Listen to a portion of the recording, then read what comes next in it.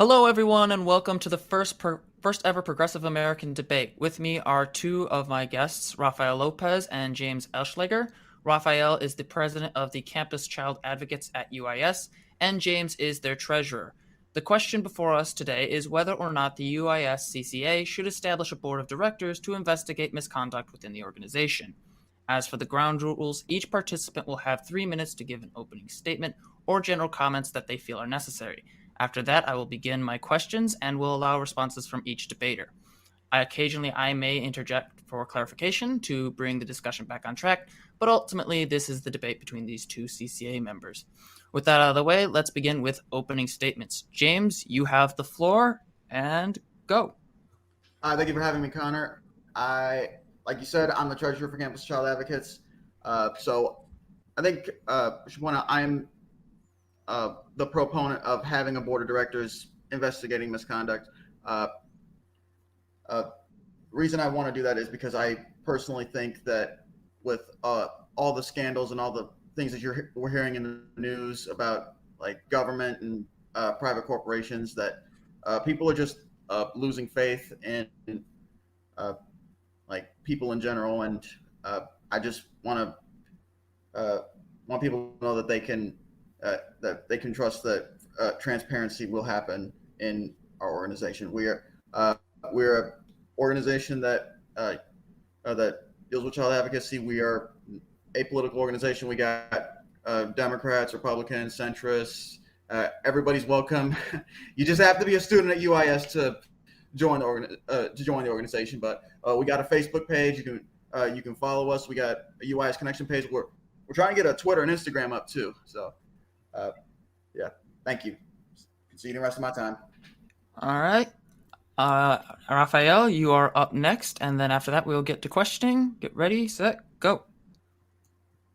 Hello, everyone. My name is Rafael Lopez, and I'm the president and founding member of CCA. Though something that James did not tell everyone that we are actually both charter members. Though, and Jimmy's actually the founder. Something that he don't know why he didn't want to mention it. Though we are founding members, though. So that's why we feel so strong about this, though.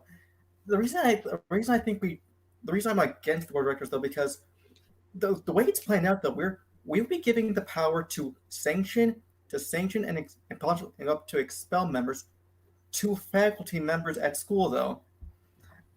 We are running an SRO, it's called student run, and if we really are, that means that we, the students, should take the lead and take the responsibility of sanctioning ourselves, though.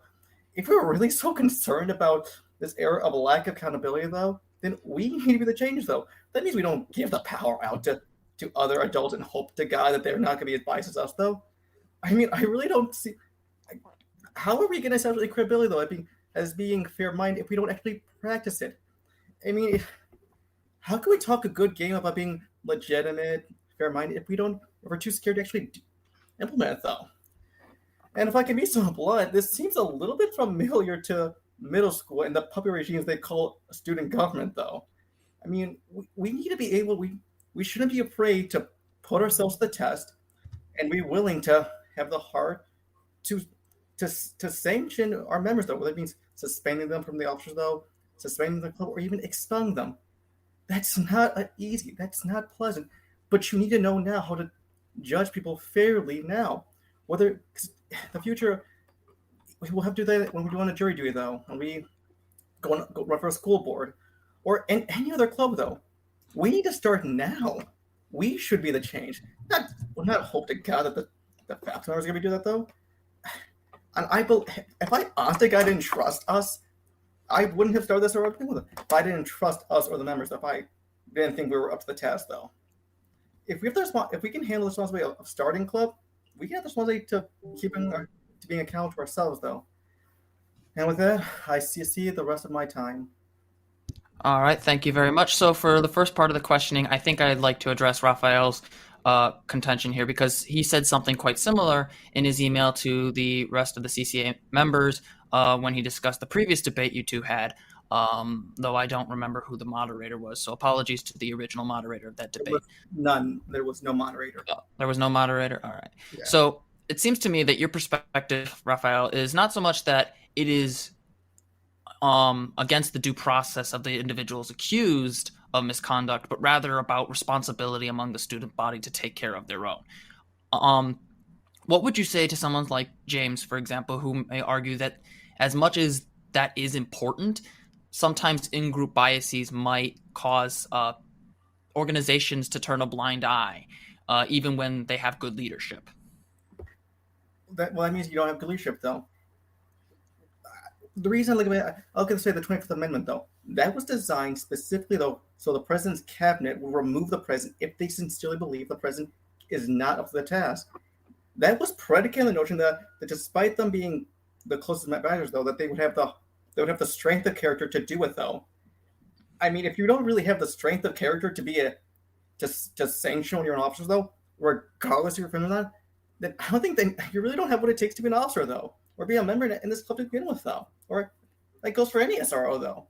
It doesn't matter if you're friends with the person or not, though. It doesn't matter how much they think you, though. You need to have the strength of character and the heart to judge someone fairly, though, and say to yourself, if this person really did something wrong, though, knowing full well the consequences, though, them being an adult, though, we as fellow adults need to hold that person accountable, because we're adults now, and adults must learn to hold other adults accountable, though. If we don't start practicing that now, when will we start? If we don't trust ourselves now, when will we trust ourselves? When it really counts, like in jury duty, for example. Yeah. So, and I just want to clarify a little bit. This is to you a matter of ensuring that members of this organization have a full sense of duty and holding themselves to account, and is not itself about power in and of itself. It's more about the underlying implication that we, as members of a student or government organization, would be responsible for our own conduct. Yes. I don't think CCA would have any real credibility, though, that of us being fair, legitimate, if we're too afraid to actually put ourselves to the test, though. Because almost any astute observer will say what I'm about to say right now. It's one thing to talk a good game. It's one thing to actually practice it, though. To put yourself to the test and actually seeing how you perform, though. That's the test. That's the true test of the character of a club or a person, though.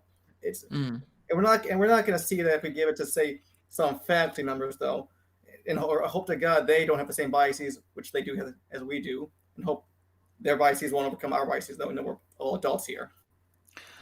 So I think, James, like you kind of addressed this a little bit in your email to the CCA when you were specifically talking about, while yes, there is an important element of holding people to account, independent institutions sometimes allow them to be outside of the in-group biases. What would you say to, say, Rafael's point that that it's not really about independent institutions by creating these boards? It's about shirking responsibility. Well, I'm not opposed to our members, like being, taking, stepping up and being responsible. Like if we're requiring them to do that, it should happen.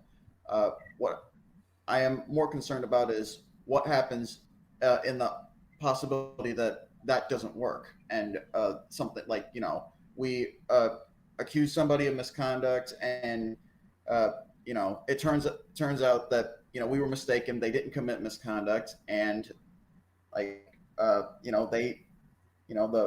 club members or the public feels like whatever we ruled on a misconduct investigation that we were wrong, and that's a possibility. I mean, we did have a misconduct incident like at the very beginning of our time as a club. This I call it Zorro Gate, because one of our members basically he stormed out of the club, and he made himself look like the One Piece character Zorro, and put a sword in his mouth and put two like toy swords in his hands, and then just took posted that and then took off. Like we didn't think he was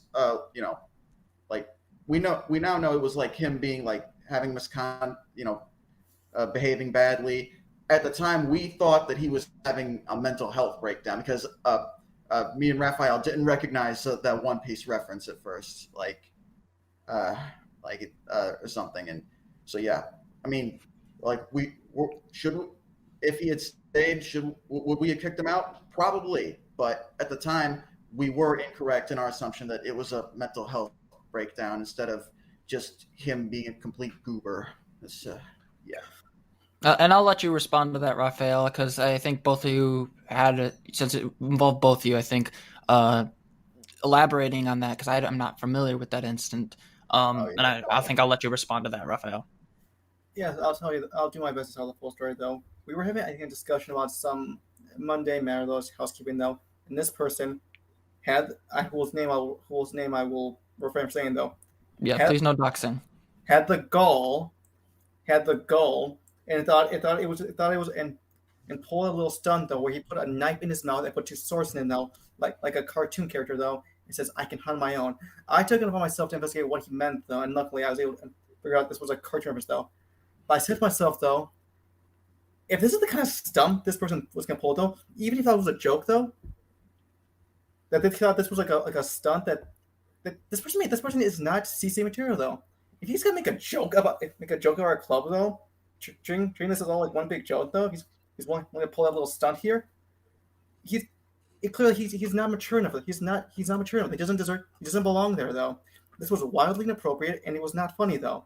If he was mature, he would know that that's wildly inappropriate. Like you don't talk about that. You wouldn't post that. It would be no.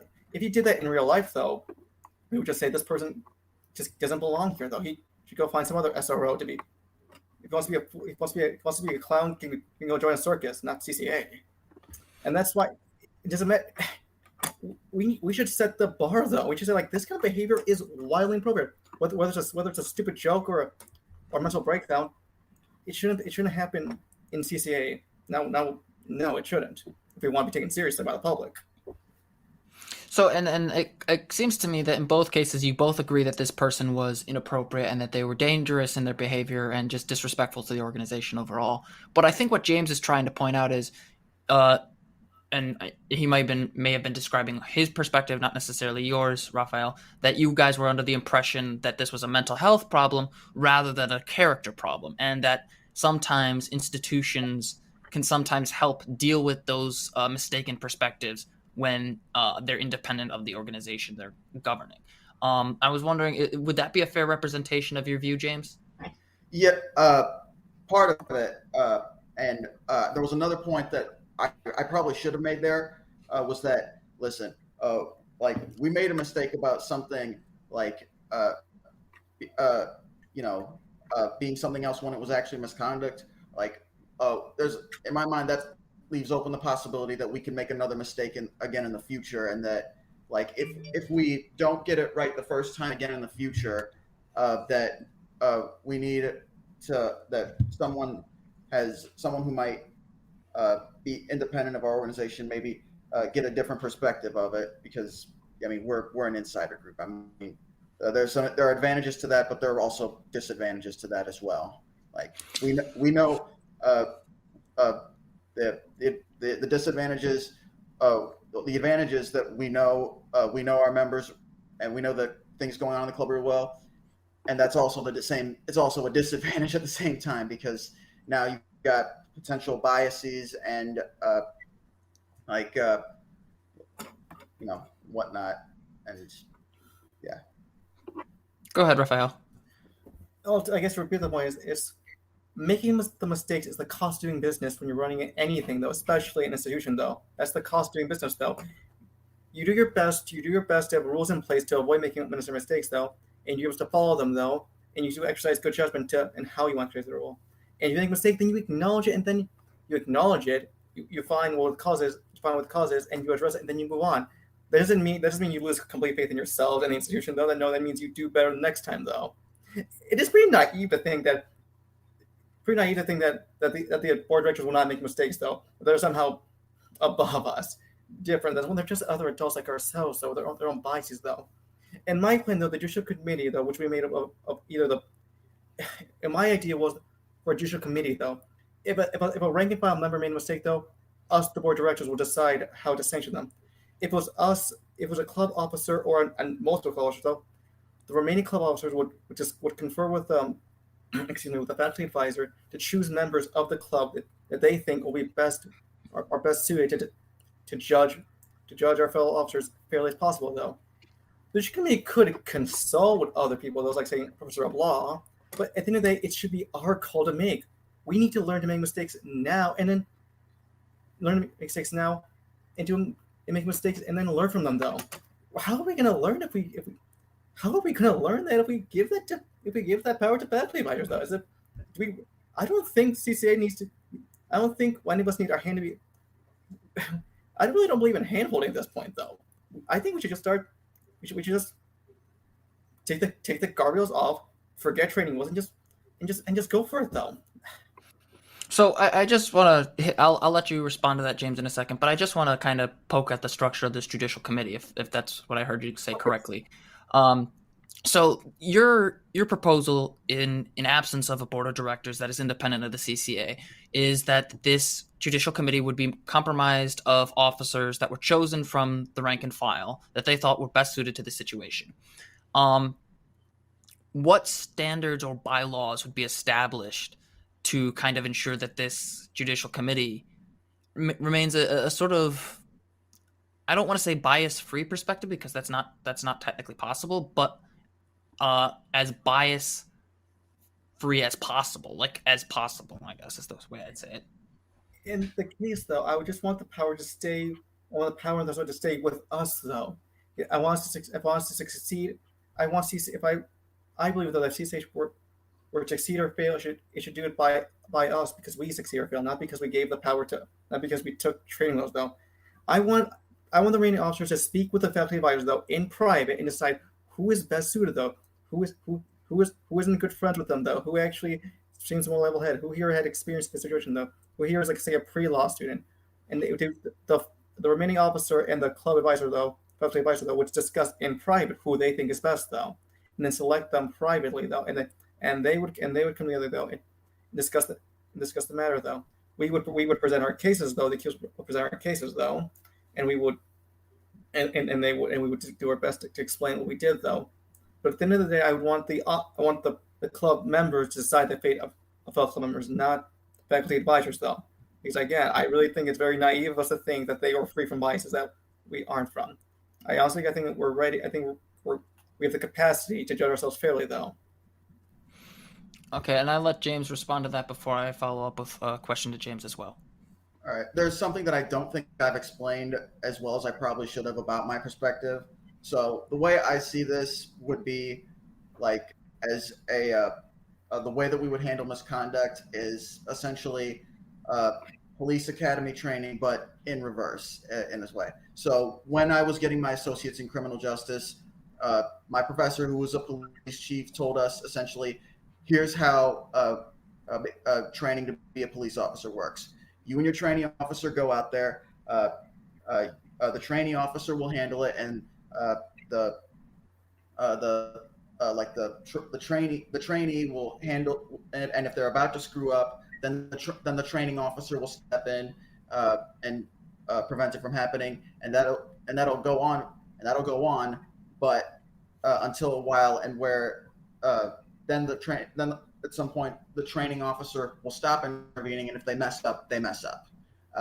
I think that's the structure I want the club to have, but in reverse, where we start off, the admins handle like the investigation and of the misconduct, and only if things don't go well, if there's some circumstance go up, then we bring in the board of directors as a fail-safe. I don't want to automatically go to the board of directors every single time, because I mean, we had Zorro, guy with the sword in his mouth.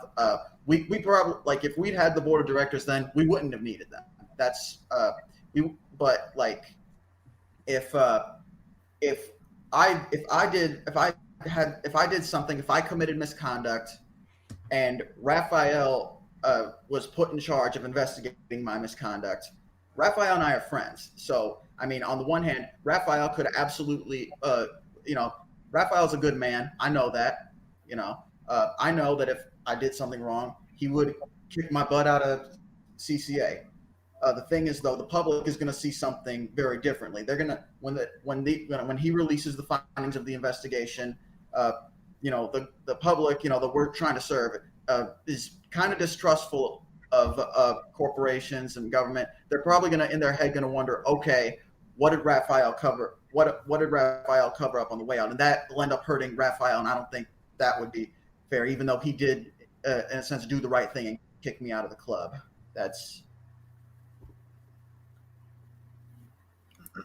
I think you want to respond to that, Rafael. I can kind of tell. So go ahead, and then I'll ask my question as well. I would just say, though, if I were to present my case to the public, saying I'll say, look, we had this incident where one of our officers committed misconduct. Though, I have the responsibility of the president with the judicial committee to decide what is the appropriate sanctions to give our treasurer. Though, I want to show people that we have the heart to judge as fair as we could, and if we think it's appropriate to sanction them at the level that's proportionate, though, or appropriate. If it means expelling them, then we expel them, and we'll list out our reason. We'll explain why. If they disagree with it, though, that's fine. They're entitled to their opinion, though. But at the end of the day, we have our reasons. We have our reasons for running this way, though. We will listen to the criticism, though. We will decide if it's fair. But if not, we will do it or not. I really don't think we need to pander to everyone, though, pander to every single naysayer to prove that we are fair-minded or not. Mm. Well, and I'll just like to kind of hit on what James was talking about earlier with this board of directors. For him, it's because I want to distinguish between your judicial committee and the board of directors that is being proposed here, because there are some similarities in the approaches, because in both cases, you guys do to some extent want the CCA to have autonomy. You don't just want to throw it all away. I think we can both say that's very clear between you two? Yes. Okay. So I would just ask James, when it comes to this board of directors, instead of it's not that these guys would be elected like the officers like Rafael is proposing. They would be appointed by some other system, correct? That's one of the things I actually hadn't thought about. So I guess that's another thing that we need to take into consideration, how to appoint a board of directors. But I guess I was thinking more about who it would be rather than how they would be appointed. So okay. And so in that case, there is an appointment system. It's not quite fully decided yet, but that presumably this system would be distinct from what Raphael's talking about when it comes to the members of the CCA basically appointing them. It would probably be something like faculty, correct? Yeah. Okay. So UIS. That's the distinction I think I needed to make here before I go and start asking questions. But on the other note of trust, and Rafael, I know you want to respond to that in a second. I promise you, I will let you get to that. And you will also get closing statements as well. So you can it'll be like closing statements however long you feel the need to talk. I think that there's this issue of trust here, which is earning the public's trust while also maintaining your ability to decide your own fate. I think Rafael, for example, his concern is, yes, we want the public to trust us. That's why we don't want to hand off this authority to someone else, because it looks like we're kicking the ball to somebody else rather than doing our job. But from James's perspective, it isn't that they're kicking the ball away. It's that they're being cognizant of their own judgments of limitation. In what ways do you think, and I'll leave this question open to whoever wants to answer it, in what ways do you think institutions have a responsibility to kind of balance trust with their own authority? I like to say, take the New York Times, though. The New York Times has won the region. It's being arguably the leading newspaper of the world, though. The number of Pulitzer Prizes they've won, the journal, the art story they cover, though, they are the premier by far, though, and that's why they take their job of endorsing president very seriously, because once they make a decision, though, they record all their interviews. They record their interviews with every single president, though, and then they show the reasoning, though, and after that they say why they chose this person or more than one person, though. At the end of the day, so we will show in the same case. I would do the same thing too, though. the judicial committee would write down. We'll have stenographer saying having the testimony though, and then we would have our discussion though. I guess the transcript, and then we'll also say in our judgment though what it is though. But honestly, I got thoughts about the board of directors though. Something came to me though.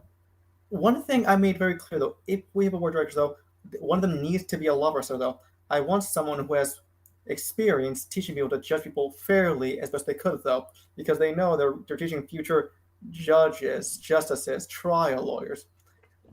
Wouldn't that professor of law actually be glad and proud that his students are actually their students are actually applying what they taught them though, being fair, considering the evidence, and making their best judgment? Wouldn't that be them doing their job well, us applying what we learned from them, than just us going back to them saying we're not sure, give it to you? Or wouldn't it be best if we just said we took what you learned and we just applied it in real life though without your help?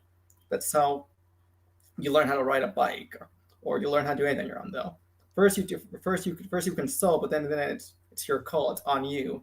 To succeed, you succeed on your own, not because someone held your hand along the way. And I think that's fundamentally the issue of disagreement here. I think what we're seeing is two sides of trying to appeal to the public trust, but also to maintain a brand and reputation for the CCA.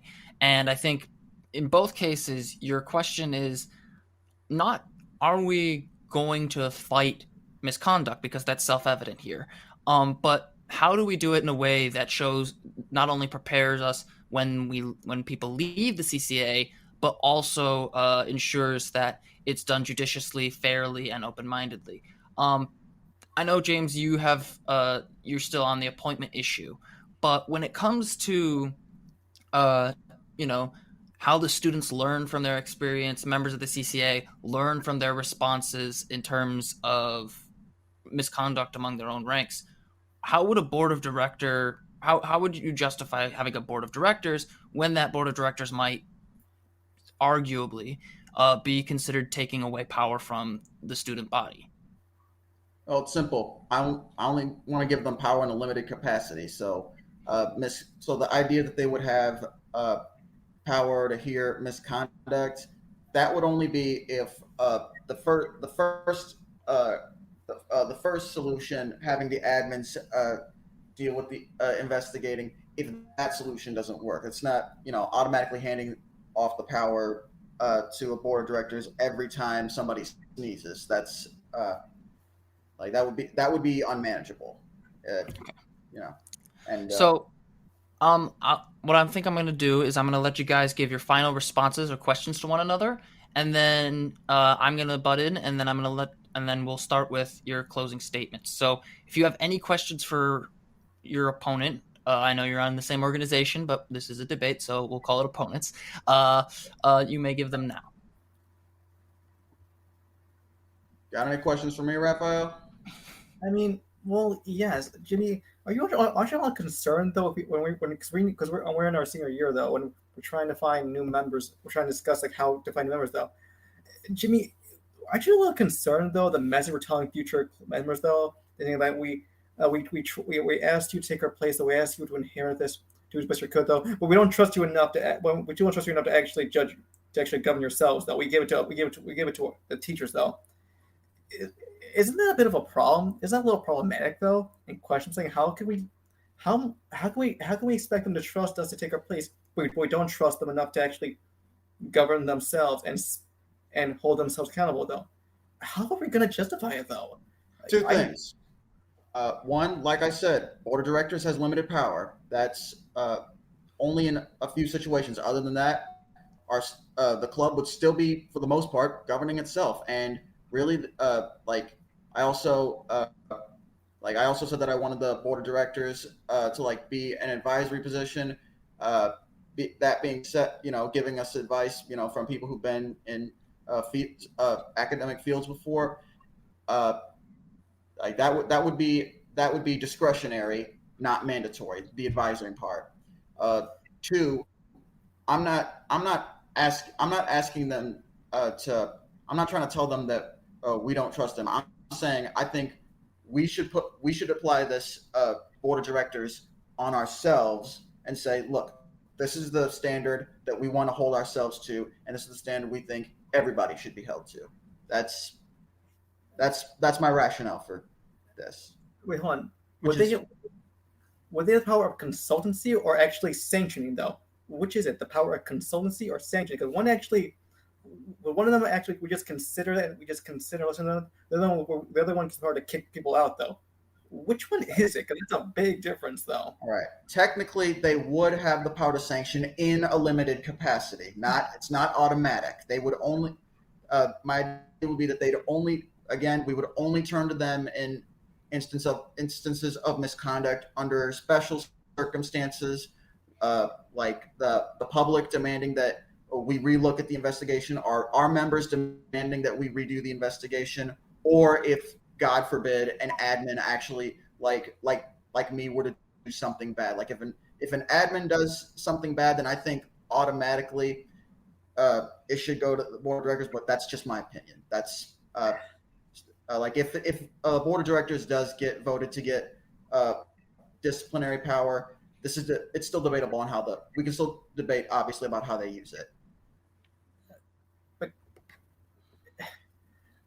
why can't we just have our own appeal process though, where we have like an appeals though? Like let's say in the event that we there was a misconduct and when we sanctioned them, though, and that they were innocent though, couldn't that simply be done with an appeal process though, where we put in our constitution though, there's a way to appeal the case though if you have proof that you're innocent though, and then we can overturn it though. Most institutions like have that in some form though. Well, that's the thing. I don't remember which court case this was, but I have heard something similar like this. It's the Supreme Court case that set up the good faith exception, where the judge gave police a faulty warrant, and so the police executed that warrant, and then the defense attorney brought it before the judge, who he was appealing that warrant before the exact same judge, and so naturally the judge said, when the defense attorney said, this search warrant is invalid, the judge unsurprisingly said, no, it's valid. And so yeah, it was kind of that same concept of appealing to the same person who made it happen. And yeah, I mean, if we unless there is another process similar to the board of directors, then I personally do not see how coming up with our own appeals process would be much different. But feel free to tell me the difference. Simple. Just have a different. Just make sure the appeal. In the event appeals though, we'll have a new judicial committee though, made up of new members though, or at least a majority new members though, where it's not the same. So it's not the same as the one before though, and they have power to override any original members though. It's very simple. It's very simple though. I just don't think. I think it's a little bit. It just kind of seems a little bit like naive to think that the faculty don't have biases themselves though. That they're not free of making mistakes though. It seems a little naive to think. So if I may ask, how is your idea different from installing a board of directors? My idea is that we take the responsibility now and show ourselves now though that we don't embrace this fear of making mistakes though, that we don't hold ourselves back from actually becoming the leaders we want to be though, that we show that we're ready to sanction them. So let's be fair though, listen to the facts though, and then make the work though. If we make a mistake, then we acknowledge it, and then we do our best to make sure it doesn't happen again though. We're not going to learn that if we give the power to others though. How are we going to learn though? When are we going to say like we don't need to train with more? We do it on our own though. I was specifically talking. I'm sorry, you were saying. I think it was specifically saying. I want to just butt in here real quick. I think what James is asking you is how is it structurally that a board of directors is distinct from your judicial committee, that would not create the same outcome. Like how would we not also have like issues of power dynamics in your judicial committee? I would want, in either case though, I would want the officers, in the event say multiple officers were implicated in that scandal though, I would want the remaining officers though, or if the remaining officers to speak about it and want them to say we need to find people who are the most objective or have the least amount of connection to the officers though. That means let's decide who here is friends though, who here actually has who here has what it takes though, or who here has their perspective though. Anything that we're learning though, and after that, I would want us to have some kind of institutional memory though, where we have cases before us, then how we solved it though, like other institutions have there's like institutional memory that we would decide like this how it happened before though, the case different then. I just want us to succeed or fail by our own accord though. It's different because it's different if we succeed or with the help of other adults though. When we ourselves are adults anymore, we're not we're not little kids anymore. We need to have the nerve and the heart to be able to be not afraid to make mistakes. So we need to do it start now though. Not if not now, then when? We're already adults. All right. Are there any other questions between you guys, or would you like to move on to closing statements? I do have one response, but I'm not sure if you want to.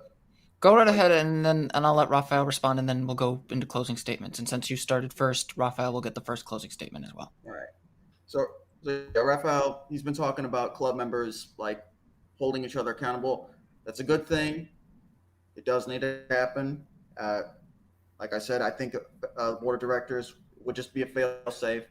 With that being said, I would like to believe that I am totally incapable of corruption, of code of silence, or anything. Unfortunately, basic psychology would suggest otherwise. I read the Stanley Milgram experiments. Everyone in the world, after seeing the Holocaust, believed these people are monsters. If I was in Germany, if I was a German citizen, I would have stood up to them and helped the Jewish people fight the Nazis. And in reality, it's like, no, you wouldn't have, because there were a lot of people in Germany who knew what was happening, were disgusted by what it was happening, but still did it anyway. I mean, like it felt, they were there. They were an in-group. There were very few people in Germany who felt the need, who were able to build up the courage to fight against Hitler's regime. I mean, the fact of the matter. Now, obviously, this is an extreme example, but the fact of the matter is, the power of an in-group and, in my opinion, the power of authority and the power of an in-group is a power that's much more powerful than we'd like to believe. And in the Stanley Milgram experiments,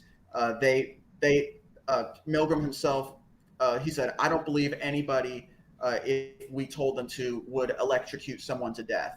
And he found out that 70% of respondents would in fact do that if an authority told them to. That's of ordinary people, not crazy psychopaths, not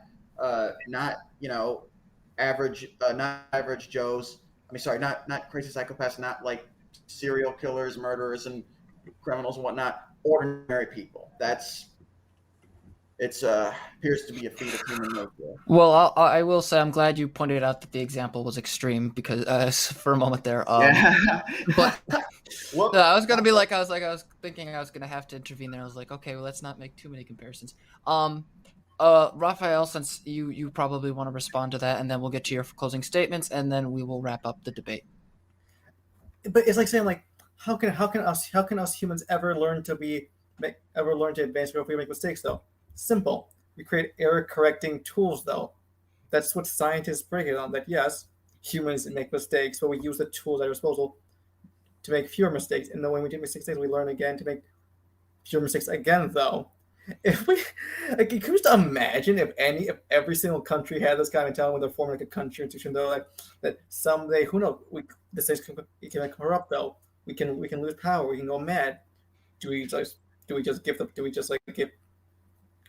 we abdicate responsibility though? Like no, we'll just do our best as many safeguards as we can though.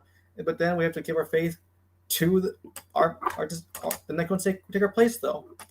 If we automatically assume that we won't have the strength of character to stop it though, I'm gonna say what's the point though? Because even then though, if we also got like change is impossible, that humans cannot make mistakes though. Humans cannot learn from mistakes and make them again though.